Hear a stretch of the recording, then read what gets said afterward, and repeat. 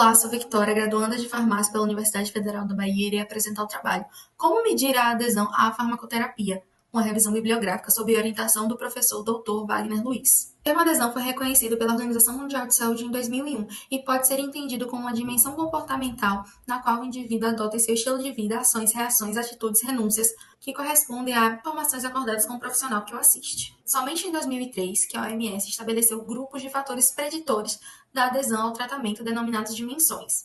São eles os fatores relacionados ao paciente, fatores socioeconômicos, fatores relacionados ao sistema de saúde, fatores relacionados à doença e fatores relacionados ao tratamento. O comportamento aderente deve ser voluntário, ativo e participativo como um contrato mútuo entre paciente e profissional. Por muito tempo, os termos compliance e medication adherence foram utilizados como semelhantes para descrever a adesão.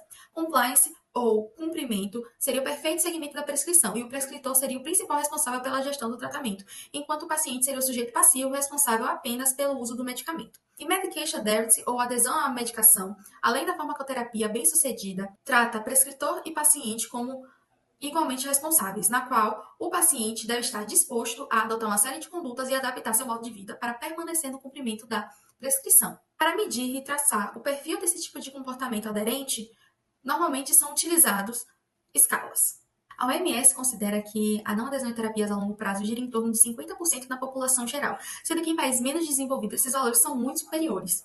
E para compreender a baixa ou não adesão, é importante reconhecer o papel central do paciente, sem desconsiderar os determinantes relacionados ao tratamento e acesso a serviços de saúde. A baixa ou não adesão está relacionada ao aumento da morbimortalidade, especialmente em doenças crônicas, com a progressão da doença que pode suceder a danos permanentes em órgãos internos, retorno ao agravamento dos sintomas e descompensação das doenças crônicas não transmissíveis. A não adesão pode ser intencional, na qual o paciente julga o tratamento passível de supressão por considerá-lo desnecessário ou não se sentir confortável com o mesmo, ou não intencional, que trata-se do não cumprimento de horários ou da não administração das doses ou lapsos de memória.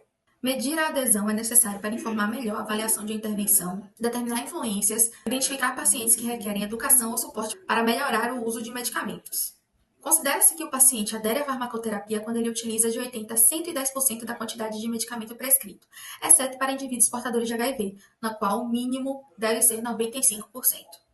Os métodos de medição precisam ser baratos, fáceis de administrar e que identifiquem com precisão o comportamento de tomada de medicamentos do paciente. Os métodos diretos são aqueles que confirmam diretamente a ingestão do medicamento pelo paciente, seja pela identificação do fármaco ou metabólito em fluidos corpóreos com determinação da concentração ou pela observação direta da administração do mesmo. Os métodos indiretos utilizam diferentes abordagens para inferir se o paciente está seguindo as orientações do tratamento, e esse tipo de método é amplamente utilizado devido à sua praticidade e baixo custo. Alguns deles são o autorrelato, entrevistas, questionários, que incluem as escalas, e diários.